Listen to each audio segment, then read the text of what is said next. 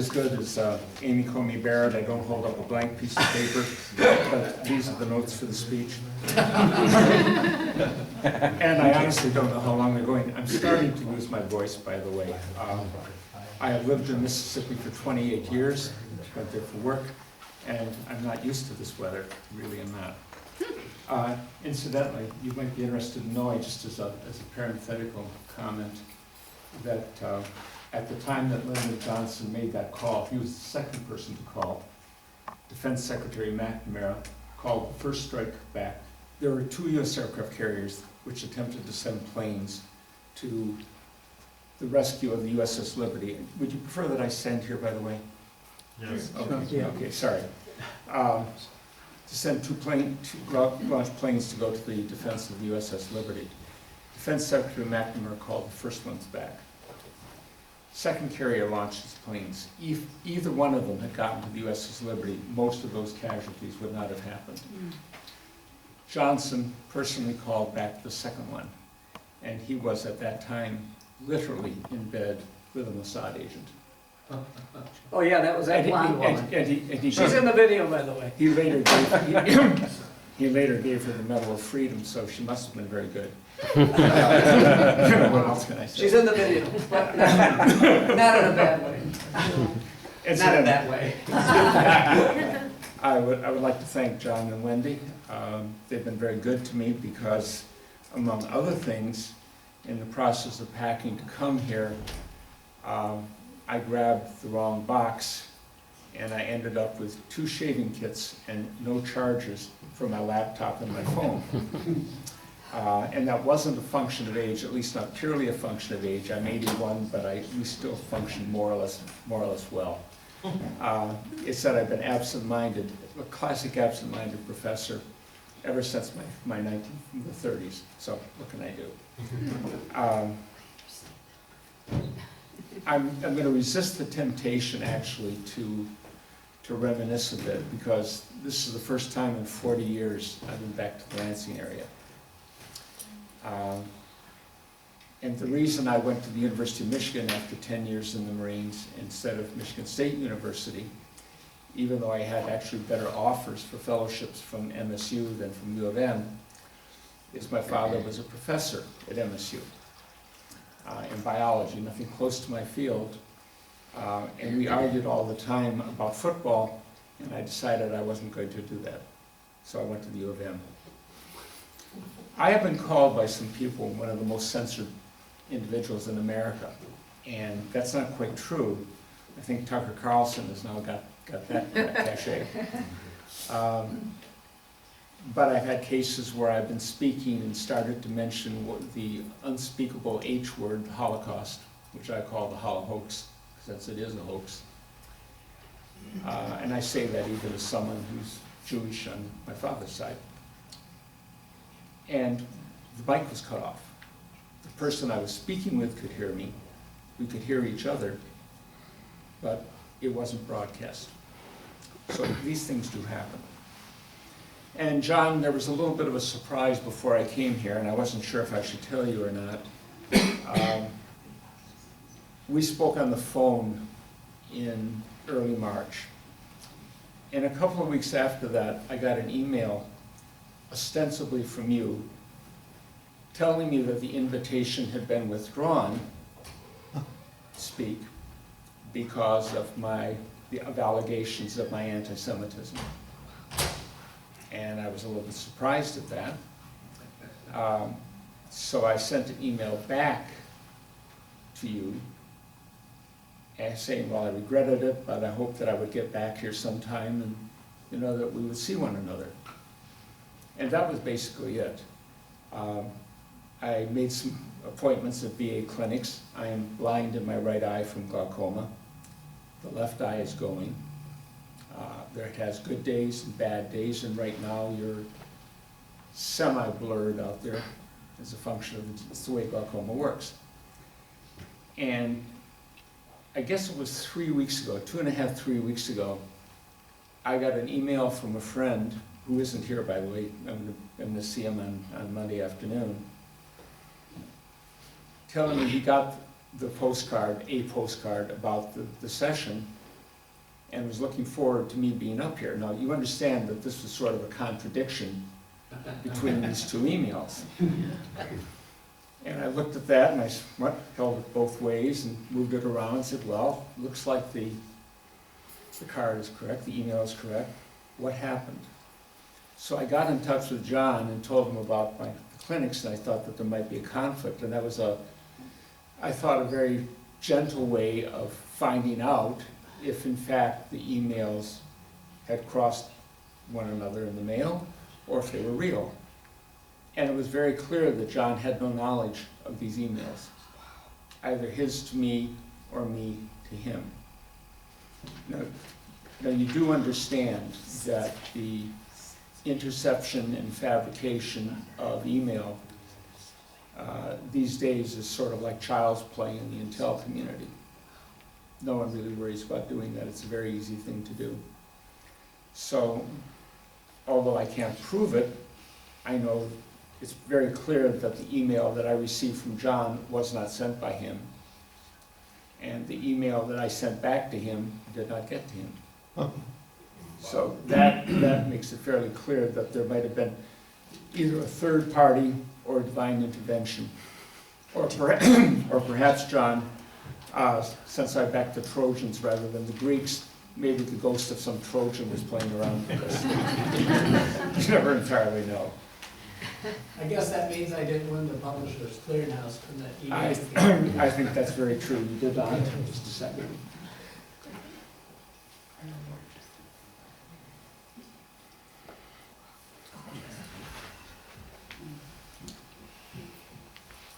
I left Lansing, Michigan in 1959 to go in the Marines after graduating from Sexton.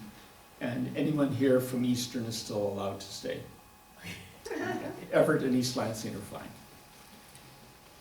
And I'm sort of looking forward to seeing Lansing sometime tomorrow. I'm going to go back into town with John and Wendy and look around and see what it is. I'm also a little apprehensive because most of the places that I've been and have seen after a passage of time have changed and not for the better. I hope Lansing has kept itself good and is staying the same way. But the way in which one grows up does shape the way one sees the world. I was brought up by a single mother in the 40s and 50s when it wasn't common, to put it mildly. We were very poor. I started working at 12 with the paper routes, at 14 setting pins in a bowling alley. People remember bowling alleys, setting pins in them, that sort of thing. And when I went off to the Marines at the age of 17 after graduating from high school, this was actually what I thought a really good life. I mean, I got 3 meals a day, this is a really good thing. But being in the Marines gave me a sense of discipline and a no-nonsense view of the world. You know, you don't really care what people feel or what they think, you care about what they do. And its actions not only speak louder than words, actions are words. And that's essentially how I view the world. That influences what I'm going to talk about today. I feel in a sense like Cassandra in the story of the Iliad, you know, who warned the Trojans not to bring that horse inside the gates, that there was something there, that something was wrong. And I have that sense because the subject I'm going to be talking about and hopefully touching on a number of points that will give all of you something to ask me questions about or to make comments on, either one, is that this is America's endgame. It is not what I would have expected in 1959. It is not what I would have expected when I went to the University of Michigan, first for a master's in history, then for a PhD in political science in 1970. Went there in 1970. But it is America's endgame. And it reminds me eerily of a book I read in the Ann Arbor Public Library in 1970, which I commend to each and every one of you to read. It's not about America. It's a novel by a gentleman named Wallace Breem, B-R-E-E-M, and it's called Eagle in the Snow. And it is the semi-apocryphal story of the last Roman legion to attempt to hold the Rhine frontier in 405, 406 AD against the migration and influx of barbarian tribes. It was influential enough that I've read it at least once a year, every year since, and that's been 53 years. Wow. And it's one of those books that will stay with you, and each time you read it, you will learn something else and you will see something you didn't see before. But one of the comments in it, when he is talking to his friend, cavalry commander, and they're looking across the Rhine, which is freezing, and they know that the barbarians are going to be crossing within a few days, and they have a single legion and a few auxiliaries against 500,000. And they have no doubt what's going to happen. And the legion commander, Gaius Maximus, looks to his friend, and he says, "It will cost them more than they realize. We shall not have lost altogether." And that, I think, is the best that America can hope for. It gives me no pleasure to say that. I have loved this country. Service in the Marines gave me a sense that, as we used to say, if you can't solve the problem, change the problem. But you go forward. You go forward and you win at the end. Well, sometimes you don't win at the end. And that has to be understood. And sometimes the people you are opposing do not understand the evil they are doing. Some of the leaders do, certainly. I don't think they consider it evil either. No one gets up in the morning, no one, and says that another day to do evil has dawned. No one does it. I don't care if it's Attila the Hun or anyone. Everyone does it. Everyone does what they do either out of sense of duty, of obligation, of enthusiasm, or of a belief that what they're doing is right. For example, very few legends in American history are as striking as the defense of the Alamo.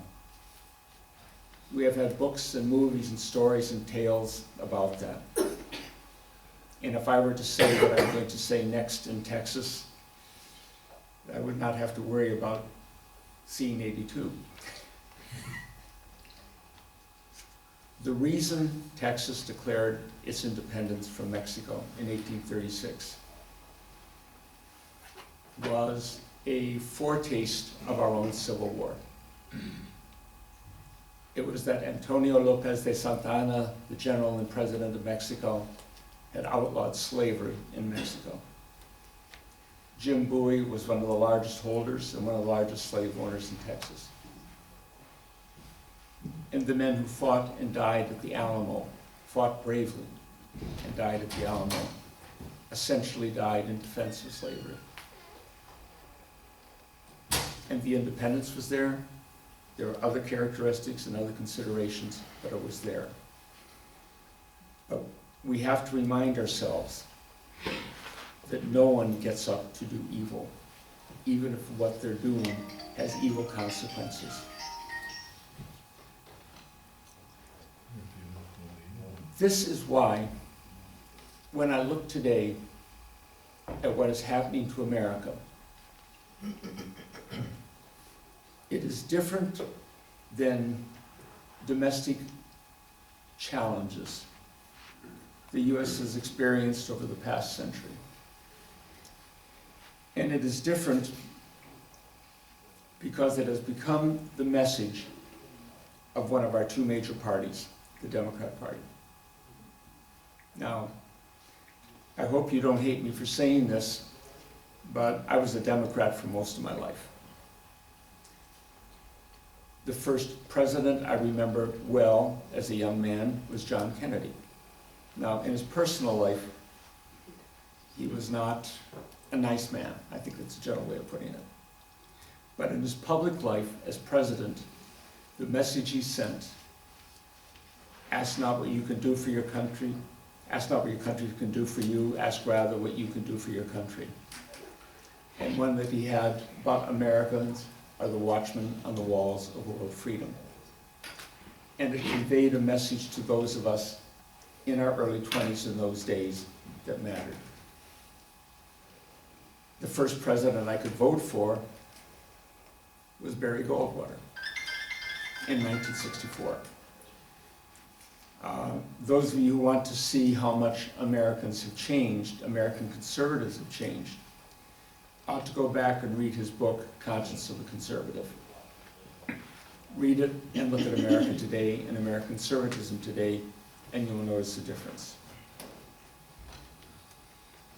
Be that as it may, the Democrat Party in the United States has become the vehicle for the implementation and infliction of the mantra of diversity, equity, and inclusion on this country. They have adopted, without reservation, what is sometimes called the woke agenda. And there is enough said and written on that that I don't need to discuss it. What is intriguing about it is that, and I speak as a layman, not as a psychologist, the Democrat Party, the Democrats today, at all levels, who are pushing this agenda, are in fact demented. Demented on three dimensions. Monomania. Race, particularly black, is the prism through which everything is viewed. It is the litmus test used to define whether an institution is good or not good.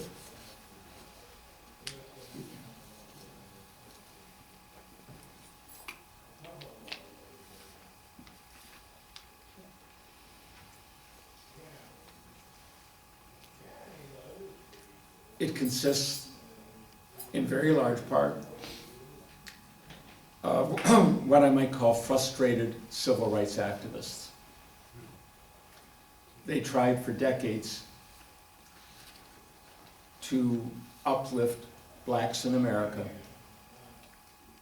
on the premise that if one struck down the legal and institutional barriers to their advancement and achievement, that they would progress. That was the basis for the Civil Rights Act and Voting Rights Act of the mid-1960s and the process of desegregation. By the 1970s, it was clear that equal opportunity did not work. Some blacks began to do better, a black middle class began to develop, but a large black underclass also was created. And so they shifted over to affirmative action, giving what they thought would be, for a temporary time, preferment in hiring, in attention to schools, in a variety of things. And that temporary time never ended. And they realized at some point and I can't put my finger on an exact date, but I would estimate the 1990s, sometime around the 1990s. That at that point, something else was needed. They didn't know what, but they knew something else was needed. There was another group, basically Marxian or neo-Marxian, that had been around in the United States almost as a political fringe for some time. It got some prominence in the 1960s in the anti-war movement in Vietnam. This continued in the 1970s and 80s, but they had no numbers, and they were largely confined to being academics at different institutions, talking about and writing on subjects like this, but they had no ability to actually do things. I don't know who put these two groups together. I haven't been able to track that down. I would be interested in knowing if someone does. But at some point in the 1990s, the very large, frustrated civil rights activists within the Democrat Party and the radical Marxist fringe, whose adherents included Barack and Michelle Obama, came together. The frustrated civil rights activists gave the Marxian, neo-Marxian group numbers and access to the Democrat Party, which was their mainstream party. And the radicals gave the civil rights activists a plan of action. That is what has led these days to what is called critical race theory, which is basically an anti-white theory. There is a white supremacy. I wish I had had it sometime when I was growing up. Based on white privilege. Once again, why did I have that? But they're serious about this, that there exists systemic racism, whether you can see it, measure it, or identify it, it's there. This systemic racism based on white privilege exists to the detriment of blacks specifically and Hispanics secondarily. And the system has to be restructured, forcibly restructured, if necessary, in order to provide equity. Equity is forced equality of outcome, not equality of opportunity or ability to achieve. You will have numbers proportional to a population. You will have more than that initially to get the blacks up, and you will enforce that. And that is going to have catastrophic consequences, all of which the Democrats push. Universities, colleges and universities across the country are dropping the ACT and SATs for admission as undergraduates. They're dropping GRE for admission to graduate school. They are dropping other tests and examinations for admission to professional schools. It's not everyone yet, but it's growing rapidly. United Airlines has said that I think it was in 5 years, 1/2 of its flight crews will be either minorities or women. Now, since they get most of these from the military, I'm not quite sure where the numbers are going to come from, but that is their goal. So diversity, equity, and inclusion is now the mantra of the Democrat Party. Combined with this monomania is, call it gender dysphoria, for lack of a better term, a confusion of genders. I'm not quite sure how many there's supposed to be now. 57? 79. 77 to 79? Yeah. I'm I heard sorry. this morning. I'm sorry, I missed a few down on that. I would put it as that there are 2 genders and a number of mental health disorders. But that's not entirely true. I mean, there are some people who identify as, and it's mostly males, biological males, who identify as women in order to have access to women. Male inmates in many states are confined in women's prisons, and the tales coming out of them, even in California, are horrific. There are men, like the swimmer at the University of Pennsylvania, a husky 6'4" guy like, woman, who identifies as a woman, has male genitalia. He ranked, I think it was, don't hold me to the exact number, 476 in male swimmers. He was in the 400s.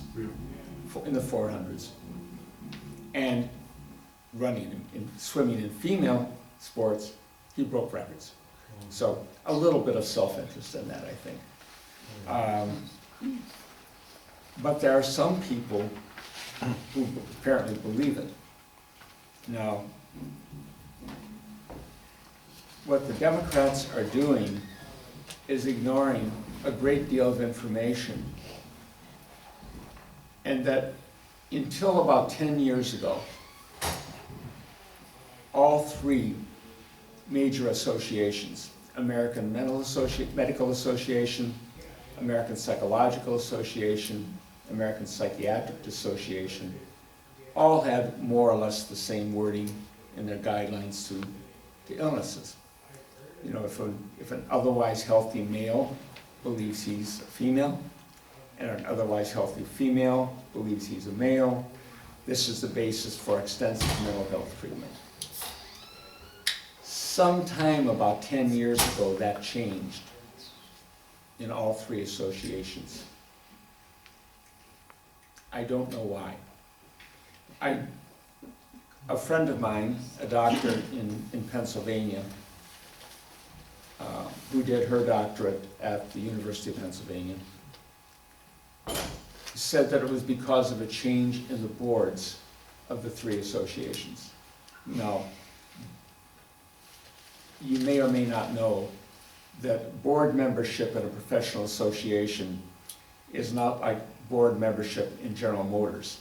There is no great amount of money associated with it. There's a certain amount of a cachet of being on the board, something like that, but nothing more.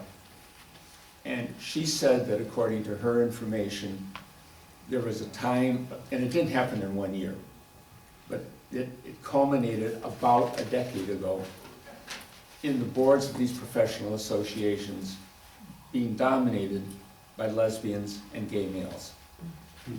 I cannot verify that, but it is plausible considering the change in policy that they implemented. So you have monomania, focused on race, and gender dysphoria.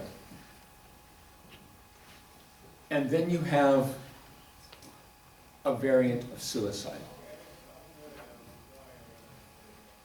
The end product, the end goal of a whole host of policies associated with this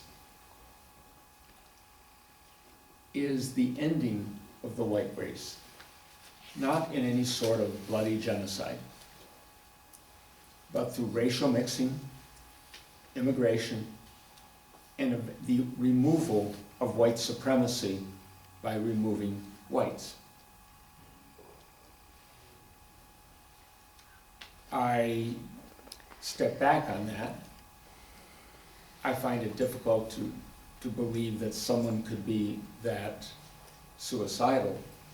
I mean, if individual suicide is a clear sign of mental health issues, racial suicide or supporting racial suicide has got to be even more so. But these are things that fall together. Many of these things began to be politically visible in Barack Obama's second term. I have to confess that I supported him in his first term in 2008. In fact, I was the first person in Jackson, Mississippi to have an Obama for President sign in his yard in 2008. This was before the Democrat National Convention. When Biden was selected to be his vice president, I very nearly burned the sign, and I never put up an Obama and Biden sign in the yard. But I did support him. And I did that because in Jackson, Mississippi, I live in a black majority neighborhood in a black majority city. And I have now for a total of 28 years. And it was very clear to me that the disintegration of the black family and the miserable behavior of so many young black males were the primary social problems we were dealing with. And it was my hope, and I did not know a great deal about Obama background. I know much more now. That a black president would be able to provide an example in leadership to black families and young black males in particular that would help them do better and thereby make America better. And the young black males were a group that I could identify with. As a young white male, growing up without a father in the household, I knew how hard it was from personal experience, trust me. I knew how difficult it is for a boy to become a man without that type of leadership and guidance at home, without a strong male role model. I got a role model, I guess almost by adoption. Either I adopted the Marine Corps or it adopted me. But without that, at 17, I would have gone down the same path as so many young black males have gone down. And I knew that personally. And that with nothing else involved. No race involved, nothing. And that's what I hoped. What I got from Obama, particularly going into the second term, was that in fact he sided with the lowest part of the black community. And at that point, the radical agenda he had been pursuing became very visible. When you look at the people who had the greatest influence on him growing up, and particularly in the Midwest, it was a Marxist revolutionary named Bill Ayers and a violently anti-white black minister. Those mattered. They mattered more for Michelle than they did for Barack. Michelle is much more radical than Barack. Barack is one of those, I'm never really sure if he believes what he did or saw it as a point of political advantage. Possibly a bit of both. That continued after 2016. Many of the things that were set into motion in the last part of the Obama administration continued even with Trump as president in 2016 and winning the election.